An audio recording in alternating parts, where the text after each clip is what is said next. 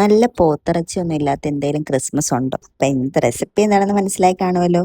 Today day 4 of Christmas series and the recipe is meat ularthu. ഞാനിപ്പം കുക്കിന്റെ meet ഉലർത്ത് മസാലയാണ് എടുത്തേക്കുന്നത്. കിച്ചണിൽ കുറെ നേരം നിൽക്കാനും പറ്റത്തില്ല, എന്നാൽ ടേസ്റ്റിനോട് ഒരു കോംപ്രമൈസും ചെയ്യാൻ പറ്റത്തില്ല.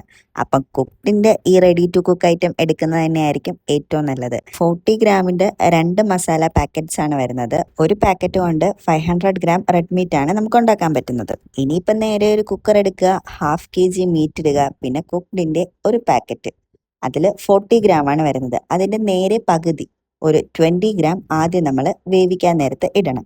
20 ഗ്രാം തന്നെ ഇട്ടാൽ മതി, ബാക്കി നമുക്ക് ആവശ്യമുണ്ട്. ഇതിലോട്ട് ഇപ്പം വെള്ളമോ ഓയിലോ ഒന്നും ആഡ് ചെയ്യേണ്ട. അതിന് പകരം 2 ടേബിൾ സ്പൂൺ നല്ല പൊടിയില്ലാത്ത തൈര് ചേർക്കണം. ഇതുകൂടെ ചേർത്ത് കഴിഞ്ഞാൽ പിന്നെ പരിപാടി ഏകദേശം പകുതി തീർന്നു.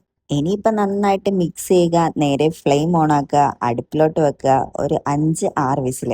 അത് ഓരോരോ മീറ്റിന്റെ വേവ് പോലെ ഇരിക്കും. കുക്കിങ്ങിന്റെ ABCD അറിയാത്തവർക്ക് പോലും സുഖമായിട്ട് ഉണ്ടാക്കാൻ പറ്റുന്ന ഒരു സംഭവമാണ് ഈ ഒരു പ്രോഡക്റ്റ് എന്ന് പറയുന്നത്.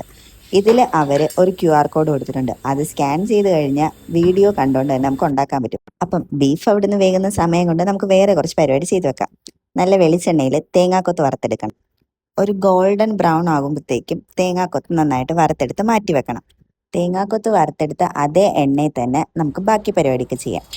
കുറച്ച് മസ്റ്റാർഡ് സീഡ്, അതായത് കടുക് പൊട്ടിക്കണം. അത് കഴിഞ്ഞിട്ട് 3 ഒനിയൻ സ്ലൈസ് ചെയ്തതും 3 ഗ്രീൻ ചില്ലിയും കുറച്ച് കറിവേപ്പിലയും കൂടെ ചേർത്ത് ആവശ്യത്തിന് ഉപ്പും കൂടെ ചേർത്ത് നന്നായിട്ട് ഒരു ഗോൾഡൻ ബ്രൗൺ ആകുന്നത് വരെ വഴറ്റിയെടുക്കണം.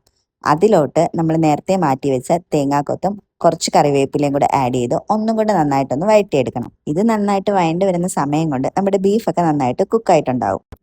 ഇനിയിപ്പം ബീഫിനെ കുക്കറിൽ നിന്ന് നേരെ ഉരുളിയിലോട്ട് മാറ്റണം. ഇതിപ്പം ഉലർത്താണല്ലോ, അപ്പം നമുക്ക് ബീഫിന്റെ സ്റ്റോക്ക് ആവശ്യമില്ല. അത് മാറ്റി ബീഫ് മാത്രമായിട്ട് ഉരുളിയിലോട്ട് ഇടണം. എന്നിട്ട് നമ്മൾ ബാക്കി വെച്ചേക്കുന്ന മസാല പൗഡർ ഉണ്ടല്ലോ, അതും കൂടെ ആഡ് ചെയ്ത് നന്നായിട്ട് വഴറ്റി എടുക്കണം.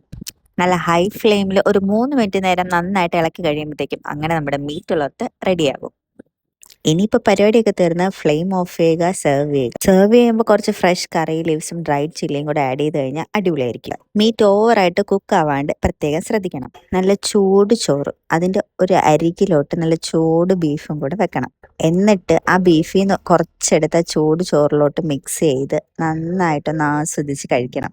ഒരു അടിപൊളി കോംബോ പറഞ്ഞുതരാം. നല്ല ചൂട് ചോറിലോട്ട് നല്ല ഇഞ്ചിയും പച്ചമുളകൊക്കെ ചതച്ച് ചേർത്ത നല്ല തൈര്, അതിൻ്റെ ഒത്ത നടുവിലോട്ട് കുറച്ച് ബീഫും കൂടെ ചേർത്ത് രണ്ടും കൂടെ മിക്സ് ചെയ്ത് കഴിക്കണം. ഒന്നും പറയാനില്ല. അപ്പോൾ എല്ലാവരും വേണേൽ ട്രൈ ചെയ്ത് നോക്കിക്കോ. ഇതോ ഇൻസ്റ്റാമാർട്ടിലും സെപ്റ്റോയിലും ബ്ലിങ്കറ്റിലും എല്ലാം അവൈലബിൾ ആണ്.